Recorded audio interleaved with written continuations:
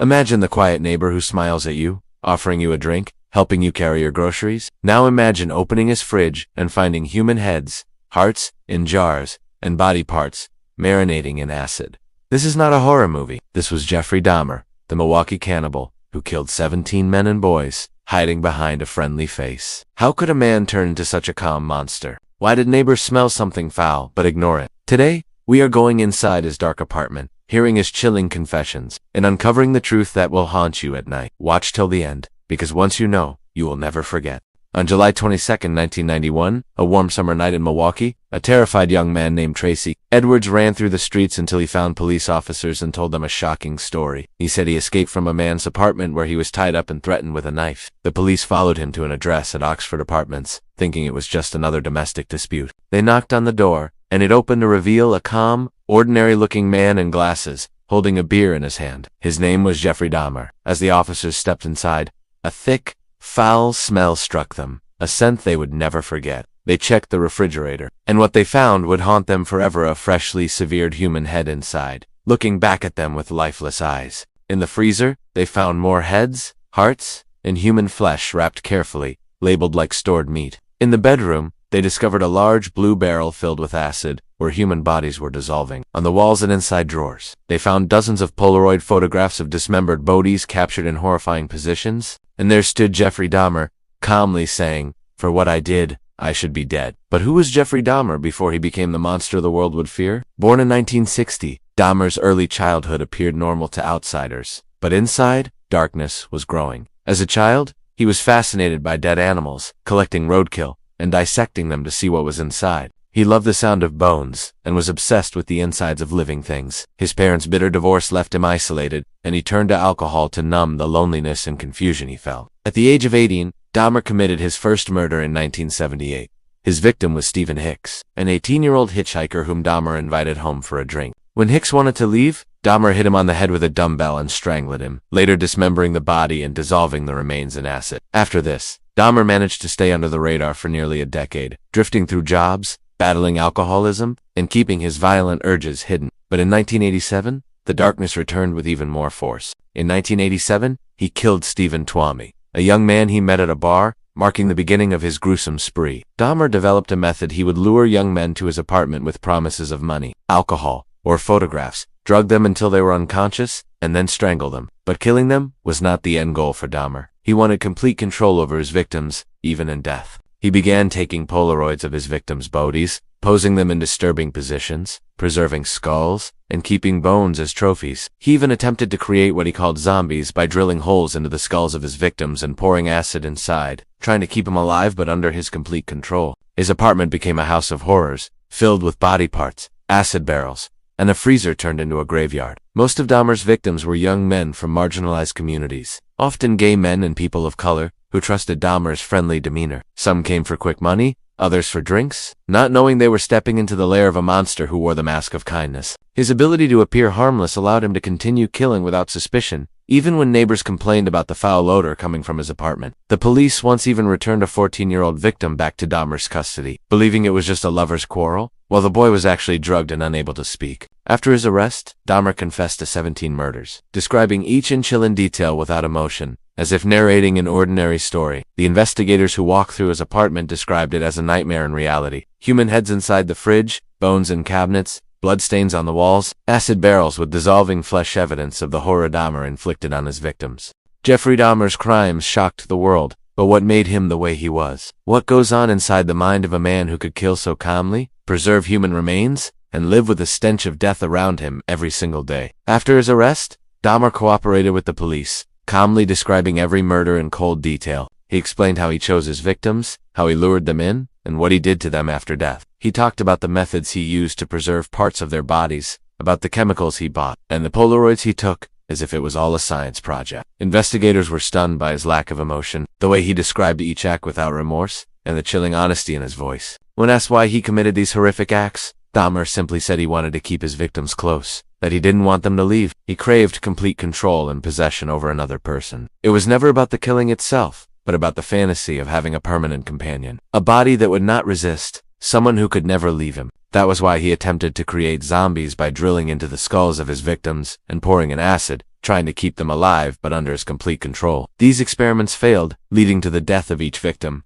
but Dahmer continued his attempts until his arrest. Inside the courtroom, the world watched as Dahmer sat silently, wearing glasses, looking like an ordinary man. The victims' families sat in the courtroom, weeping, screaming, unable to comprehend how this man could have taken their sons, brothers, and friends in such a horrific way. Dahmer listened quietly as the charges were read, never interrupting, never denying, simply accepting what he had done. When given the opportunity to speak, Dahmer said, "I know my time in prison will be terrible, but I deserve whatever I get because of what I have done. I do not want freedom. Frankly, I deserve death for what I have done." His words were not an act of remorse, but an acceptance of his reality. In February 1992, Jeffrey Dahmer was convicted of 15 counts of murder and sentenced to 15 consecutive life sentences, totaling 957 years in prison. He was sent to the Columbia Correctional Institution in Wisconsin, where he would live out the remainder of his days behind bars. But even in prison, Dahmer's story was not over. He spent most of his time in isolation for his own safety, as the nature of his crimes made him a target among other inmates. Prisoners would shout at him,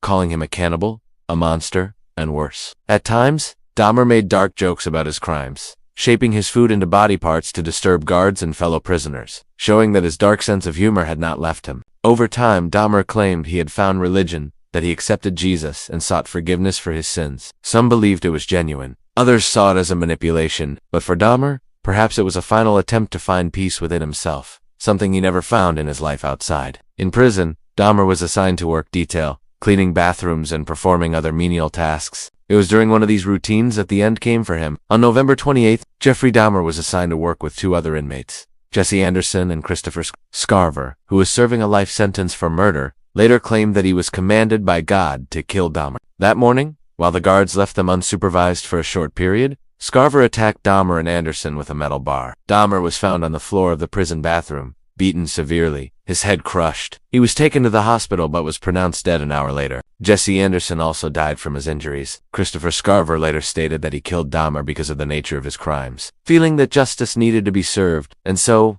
the life of the Milwaukee cannibal ended not by the system, but by another inmate's hands, in a brutal, violent end that mirrored the violence he inflicted upon his victims. Many felt it was fitting, a form of poetic justice for the families who would never get their loved ones back. Even after Dahmer's death, his story continues to haunt people worldwide. His apartment building was eventually demolished, leaving behind an empty lot where nothing has been built since, as if the ground itself rejects the memory of what happened there. His case remains a chilling reminder that monsters can live among us, hidden behind polite smiles and ordinary lives, and that evil often hides in plain sight. People continue to study Dahmer's case to understand the mind of a serial killer, to learn how to prevent such tragedies, and to understand how someone could commit such unimaginable crimes while living in a community where people thought of him as just another quiet neighbor. The legacy of Jeffrey Dahmer is not just about his crimes, but about the victims whose lives were stolen, the families who were shattered, and the questions that remain about how society missed the signs, how law enforcement failed to act, and how one man's darkness was allowed to grow unchecked. As you finish this video, remember the names of the victims, the lives that were lost, and the families that continue to carry the pain. Let it be a reminder to stay aware, to listen when something feels wrong, and to remember that sometimes, the monsters we fear are much closer than we think.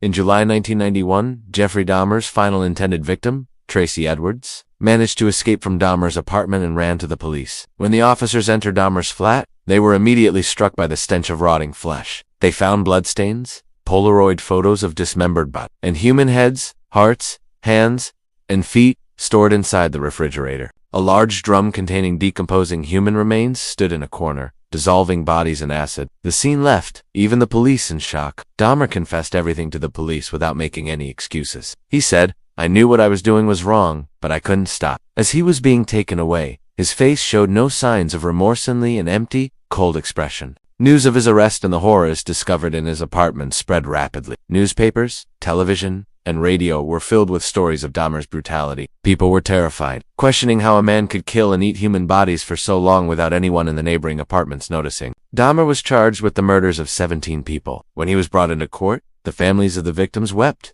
some shouting in anger at him. Dahmer showed no reaction, as he stood there head bowed, occasionally glancing at the judge before lowering his eyes again. In court, he He admitted to his crimes and requested the death penalty, saying he deserved to die for what he had done. However, Wisconsin did not have the death penalty, and Dahmer was sentenced to 15 consecutive life terms, totaling 957 years in prison. Initially, Dahmer was kept in solitary confinement for his protection, as there were concerns other inmates might kill him. After some time, he was allowed to interact with the general prison population. While in prison, Dahmer converted to Christianity, began reading the Bible, and received religious counseling from a pastor. Dahmer claimed he had sought forgiveness from Jesus for his sins, but many believe this was just a way for him to find peace for himself, not a reflection of true remorse. In prison, Dahmer would sometimes speak with other inmates, and at times preferred to stay alone. His behavior was odd. He would jokingly shape food into the forms of human hands or heads, and ask, "Do you know what this tastes like?" This kind of dark humor angered many inmates. On the morning of November 28, 1994, Dahmer was assigned to clean the prison bathrooms along with 2 other inmates, one of whom was Christopher Scarver. The guards left them unsupervised for a brief period. Seizing the opportunity,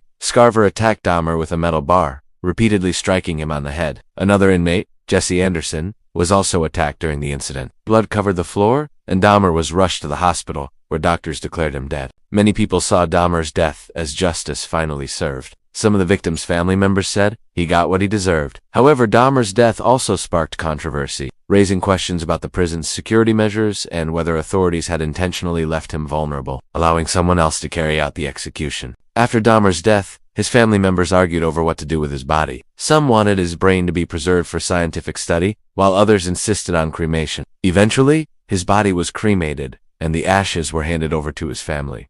Dahmer's story did not end with his death. Books were written about his crimes, movies were made, and series like those on Netflix were produced, viewed by millions of people worldwide. But this story is not merely one of horror or morbid fascination. It is also a reflection of society's failures. Many of Dahmer's victims came from poor families and marginalized communities. When they went missing, few people bothered to look for them. On one occasion, a 14-year-old boy managed to escape from Dahmer's apartment while bleeding and under the influence of drugs. When the police arrived, they listened to Dahmer's explanation and returned the boy to him, believing it was just a domestic dispute. That boy was murdered later that very night. This incident highlights how societal negligence, police indifference, and people's apathy can allow a serial killer to continue committing crimes without fear of being caught. Jeffrey Dahmer's story is not just the tale of a brutal serial killer. It is a reflection of society's failures. His death may have ended his killing spree, but it left behind countless questions. How does a person become a monster like him? And how can society prevent the rise of such monsters in the future? Dahmer's childhood was marked by loneliness and instability. His parents constantly argued, his mother's mental state was unstable, while his father was busy with work, leaving young Dahmer feeling neglected and alone. After a minor surgery at the age of 4, he became even quieter, retreating into himself.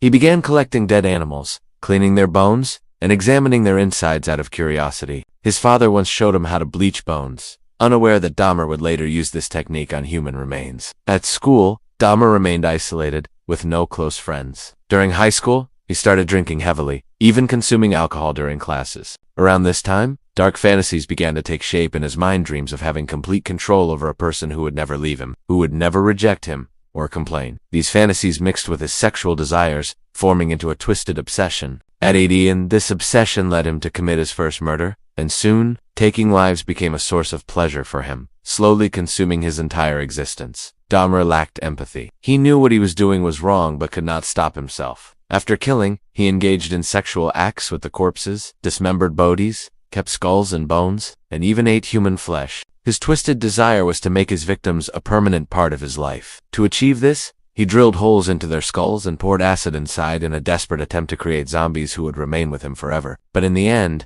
all of his victims died. Before Dahmer was caught, society failed to stop him repeatedly. Neighbors noticed strange smells, saw disturbing artwork, and observed his odd behavior at night, but fear or apathy stopped them from reporting him to the police. On one occasion, a 14-year-old boy escaped Dahmer's apartment, bleeding and drugged, but when the police arrived, they believed Dahmer's explanation and returned the boy to him. That very night, Dahmer killed him. The Dahmer case proves how society's negligence can help turn a deeply disturbed individual into a monster. If his childhood mental health issues had been addressed, if his neighbors had been vigilant, and if the police had taken missing persons cases seriously, perhaps Dahmer would not have been able to take so many lives. On November 28, 1994, Jeffrey Dahmer was killed in prison, while working with 2 other inmates. A prisoner named Christopher Scarver attacked him with a metal rod, striking his head repeatedly. Some saw this as true justice, while others believed it was a result of security failures within the prison. Even after his death, Dahmer's family was divided over what to do with his body. Some wanted to keep his brain for research, while others wanted to cremate. Eventually, his body was cremated, and the ashes were handed over to his family. His death did not end his story. Netflix series, books, and YouTube documentaries continue to recount his horrifying acts. But this story is not merely to induce fear. It serves as a lesson. Dahmer's story teaches us that mental health issues should never be neglected. If a child is lonely or displaying unusual behavior, it is crucial to support them, provide love, and seek counseling or treatment when necessary. This story reminds us that every human life is equally valuable, regardless of social or economic status. It is society's responsibility to ensure the safety and dignity of every individual. Dahmer's story also teaches that when we notice unusual behavior, we should not remain silent. If neighbors had reported their suspicions without fear, many lives could have been saved. If the police had taken each missing person's case seriously, Dahmer might have been caught much sooner, saving others from a tragic fate. Today, the building where Dahmer committed his murders has been demolished, and no new structure has been built there. Yet, that place remains a symbol of fear in people's minds. Psychologists continue to study Dahmer's case to understand how such a mentality develops. His childhood loneliness, family turmoil, untreated mental health issues, and deep isolation gradually turned him into the monster the world came to know. After Dahmer's death, the families of his victims did not get their loved ones back, but they hope that such crimes never happen again. They want society to remain vigilant, so that no parent ever has to search for the lifeless body of their child, so that society never creates another Dahmer.